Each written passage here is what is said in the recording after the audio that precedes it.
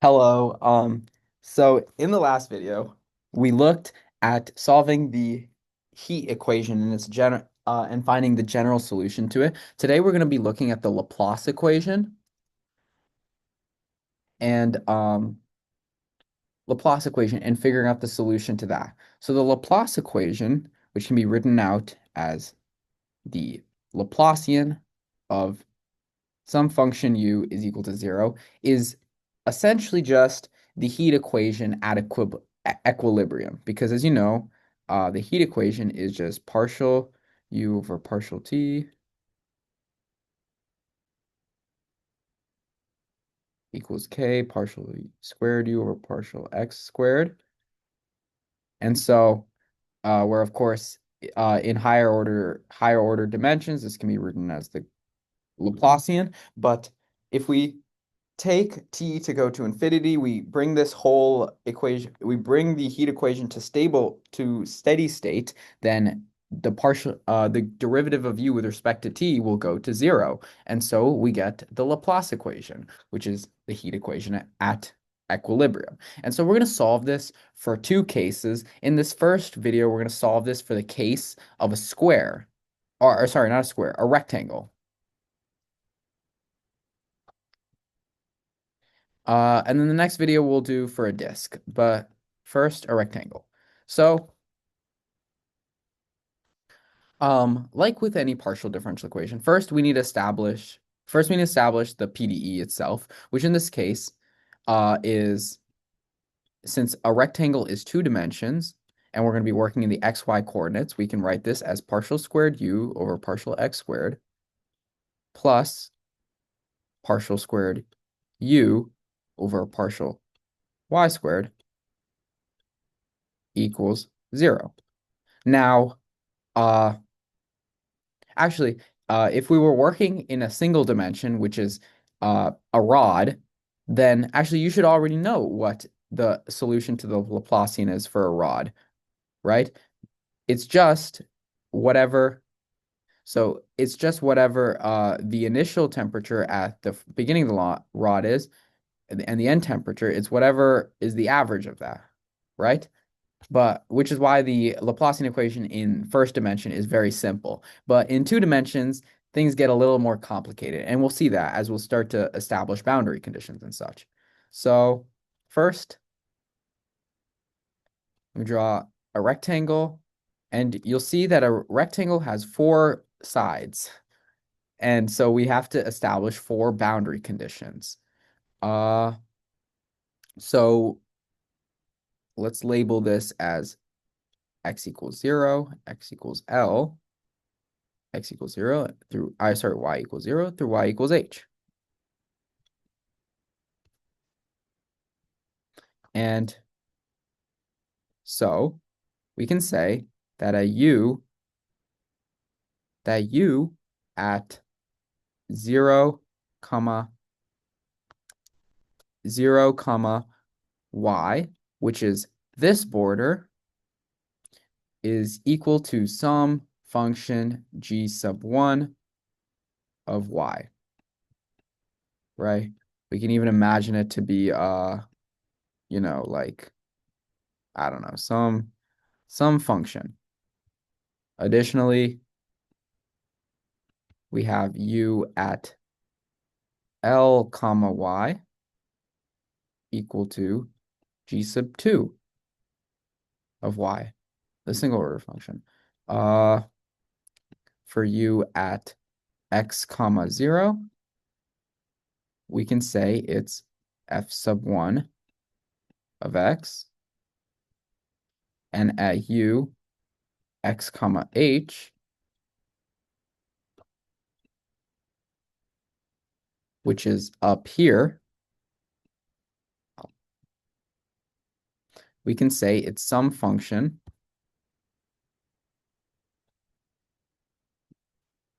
f sub 2 of x. Cool. Now, while these are boundary conditions that we can work with, one way to simplify this problem is by just imagining only one of the boundary conditions and making the rest equal to zero. Because what we realize is that we can actually just describe we can actually describe this heat function or whatever heat function is the solution to this equation as a linear combination u sub 1 plus u sub 2 plus u sub 4 or u sub 3 plus u sub 4 where um each each solution is just a simplified version of the general solution. And what I mean by that is, for example, u sub 1 would look exactly like u, except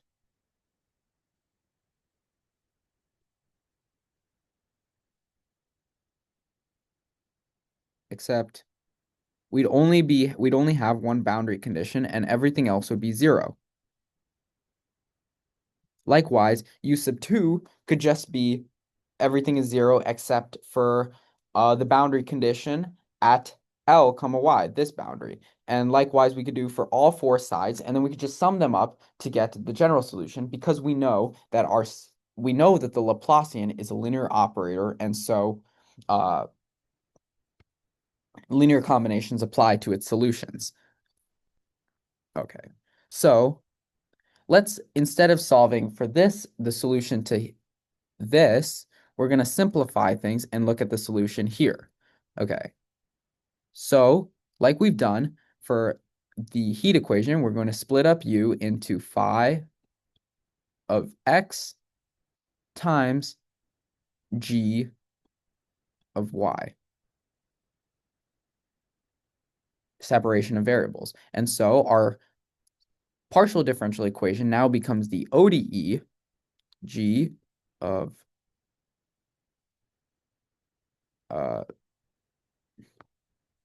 d squared phi over dx squared plus phi of d squared g over dy squared equals 0. And we can, like we've done in the past, rewrite this as minus 1 over phi d squared phi over dx squared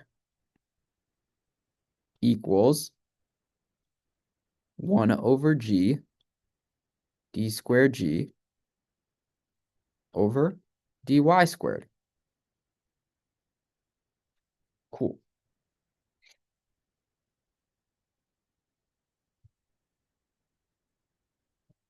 Now, like we've done again in previous videos, we can notice that this side of the equation does not change as g changes, which means this side doesn't either. And this side is constant as x changes, which means this side doesn't change either.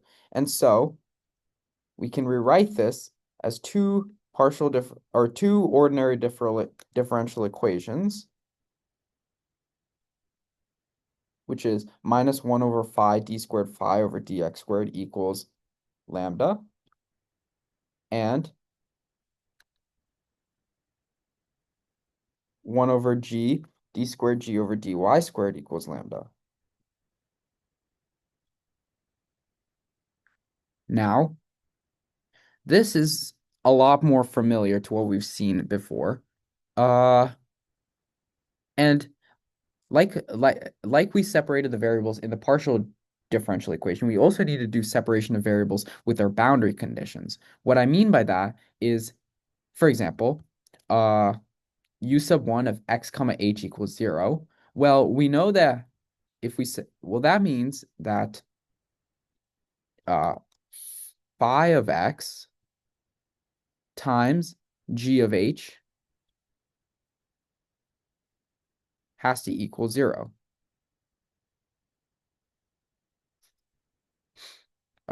Phi of x, yeah. And because we don't want phi to be a trivial solution of just phi equals 0, we know that that means then that g of h has to equal 0. We can apply a similar logic then to get that g of 0 has to equal 0. And phi of L has to equal 0. And so, of course, that would mean that our first boundary condition, we can't really actually ascertain any information because we have a function here and it's not just 0. But we can use these boundary conditions here to aid us as we solve the ordinary differential equations below. So let's start with uh, the second one because we have two boundary conditions, so we will be able to solve for lambda because we have two boundary conditions for the second equation. In this case, so we can, like we've done before, we set up for when lambda is less than 0, lambda is greater than 0, lambda equals 0. So for lambda is less than 0, this becomes the equation uh, g equals c sub 1 cosine of x square root lambda plus c sub 2 sine of x squared lambda.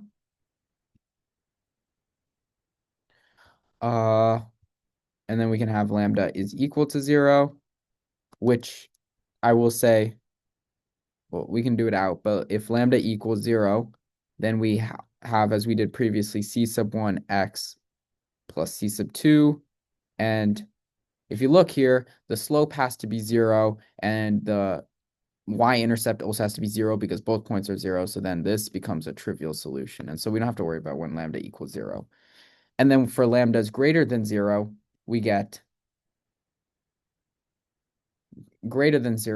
our exponential solution, right? G is equal to c sub 1 e to the x root lambda plus c sub 2 e to the minus x square root lambda and square root lambda. So let's start with the second one here for lambda is greater than 0 and apply our boundary conditions. In that case, we get 0 is equal to c sub 1 because this has to be 0 plus c sub 2 because if this is 0. And if we plug in h up here, then we get 0 is equal to c sub 1 e to the h root lambda plus c sub 2 e to the minus h root lambda. And if you do this systems of equation out for c sub 1 and c sub 2, you'll realize it's a contradiction unless h equals 0. But if h does not equal 0, then this is a contradiction, and c sub 1, c sub 2 have no solutions, which means that lambda cannot be greater than 0, and this will be the general form of our solution.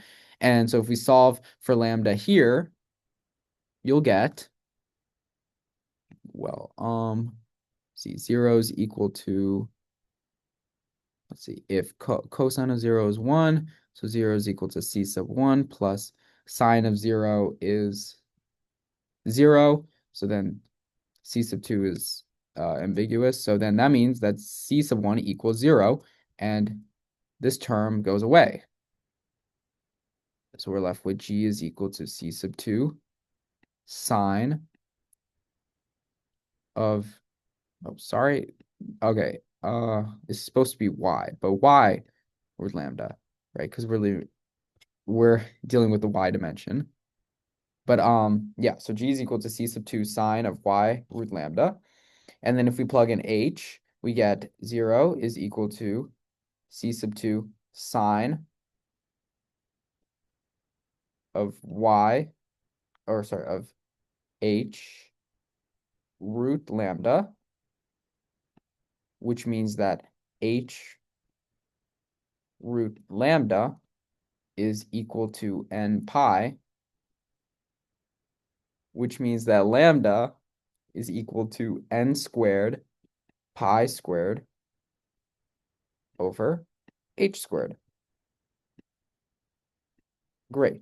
Now that we have the value of lambda, we know what the general solution for g is. We can say g is equal to c sub 2 sine of n pi over h y. Let's keep that in our back pocket now as we solve for the other equation. Now we have two known variables. We have two known values. We have what lambda is, and we have one of the boundary conditions. So now we can actually solve for this equation for phi. And so once again, we can plug in now lambda is equal to n pi over h whole squared, which gives us d squared phi over dx squared equals minus n squared pi squared over h squared lambda phi. And now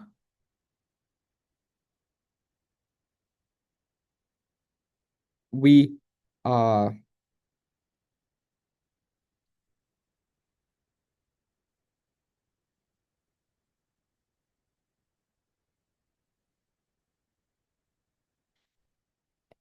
can solve this equation. So we could write it in the typical exponential form that we usually have, but because um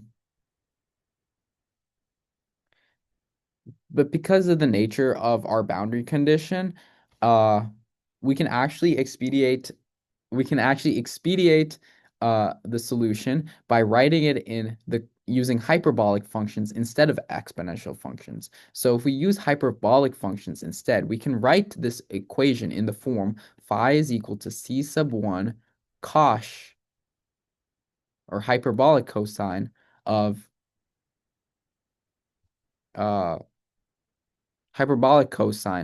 n pi over h times x minus L plus c sub 2 hyperbolic sine.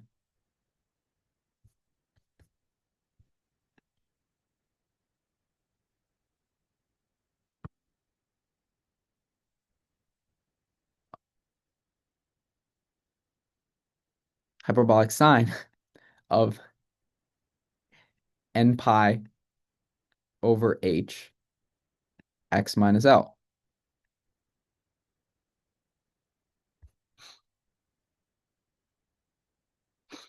Again, this is the same exponential function just written with hyperbolic exponentials, and you'll see that this is easier to work with because if I plug in phi of L equals 0, then we get 0 is equal to, well, cosh of 0 is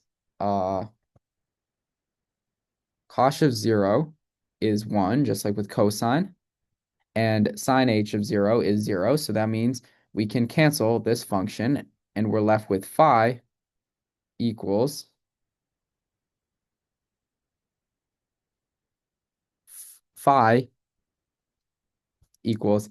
c sub 2 sine hyperbolic sine of n pi over h x minus L. Wonderful. So now we have phi, now we have g. We can combine them together to get what u would be. U is phi times g, as we said before, which is,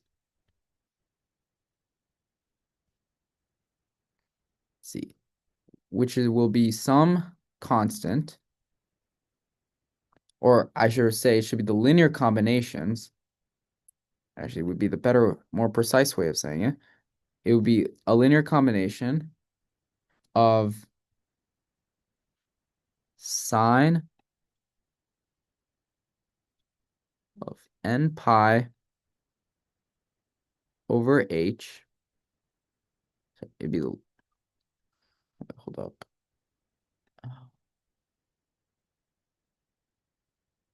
It'd be the linear combination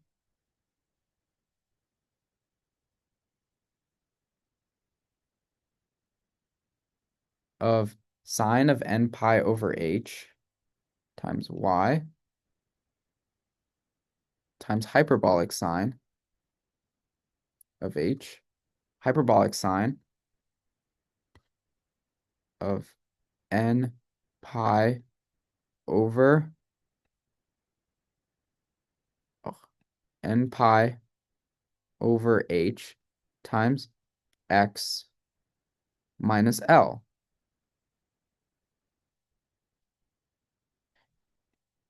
And so now we can use a similar trick as we've done in previous videos to find a sub n by plugging in both sides. So first, by plugging in both sides with, let's see here,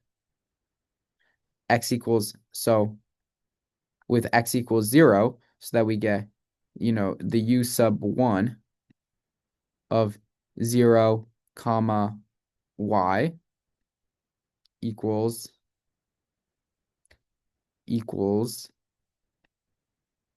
sum from n equals 1 to infinity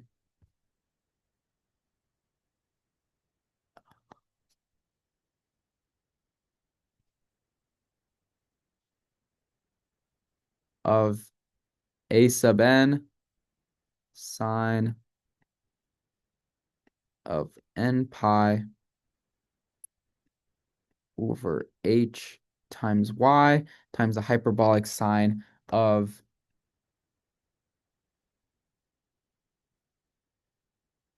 minus n pi L over h. Then multiplying both sides by sine of n pi over h times y, you get u sub, or I guess I should say g sub 1 of y times sine of n pi over h times y is equal to the sum of from n equals 1 to infinity of a sub n times sine of minus n pi L over h times the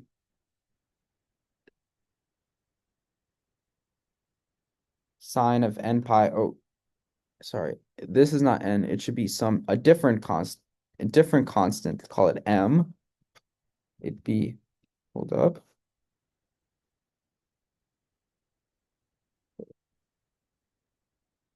It'd be, see here. H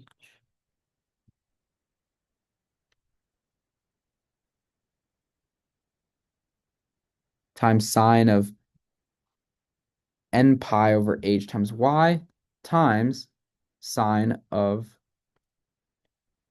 m pi over h times y. And then if we integrate, we know that we integrate with respect to x, then we know that none of these are all constants, and we integrate this with respect to, or not with x, but with respect to y, then we can use the properties the properties of orthogonality to show that then a sub n is equal to 1 over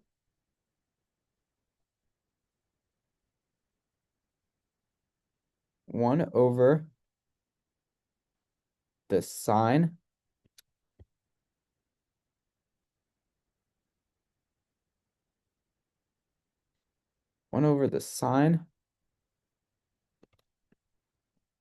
of minus n pi L over h times or h over 2. So 2 over h times the integral of g sub 1 y sine of n pi over h times y dy from 0 to h.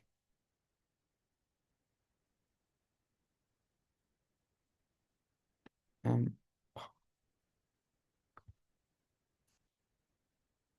and so this right here, this and this is the solution for, well, is one of the 4 equations that we need to get our entire solution.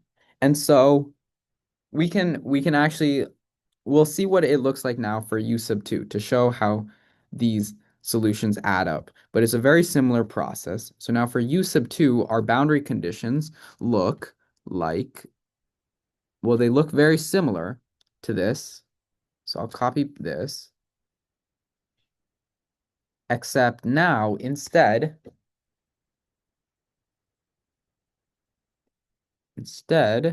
we'll say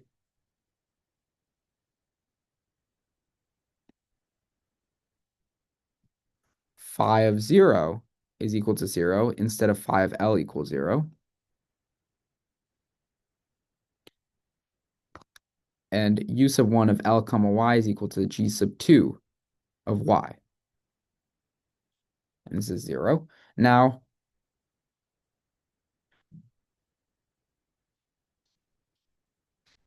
what this means for our solution, well, G, because the boundary conditions stay the same and the partial differential equation stays the same, the solution will stay the same. G will just equal this.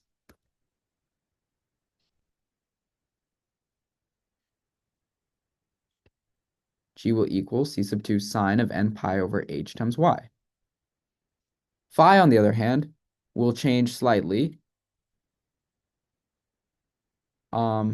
Instead, we'll write phi as equaling c sub 2 sine of h. We'll write the we'll write it out as the two functions cosh plus sine of h, except instead of x minus L, we can just do n pi over h times x times x, because we're looking at 0, comma 0 instead. And so because we know that cosh at 0 is 1, that means that c sub 1 has to be 0, which means that our function will look very similar, except we won't have shifted to the right by L. And phi will look like this. And then if we combine them, we'll get a very similar function here.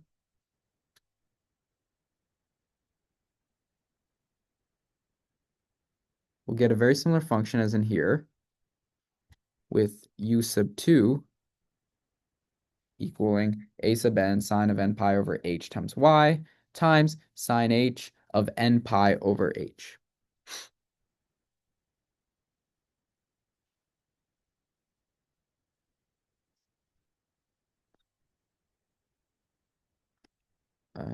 N pi over h times x. And a sub n will now be, again, a very similar solution.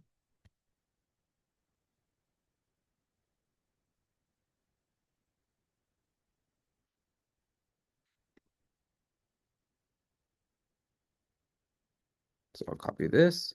It'll be a very similar solution, a sub n.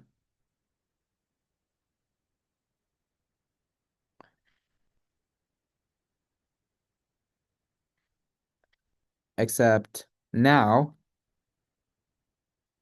it's g sub 2 of y, sine of m pi over h y from 0, except now it's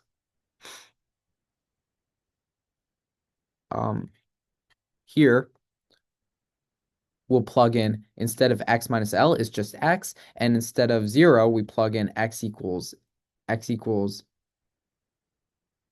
we plug in x equals L. And so it won't be minus, it'll be positive. So it's n pi L over h times sine of n pi L over h times h, and otherwise, this would be the solution for u sub 2. And then if we wanted to do u sub 3, we could solve similarly adjusting the boundary conditions. So for u sub 3,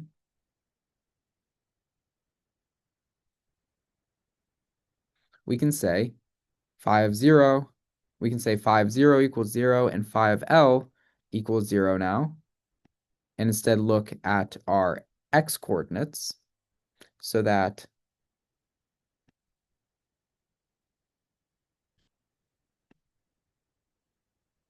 g of 0 is equal to f sub 1 and g of h is still equal to 0. So now we can't say, or u sub 1 of x comma 0 is equal to f sub 1 of x.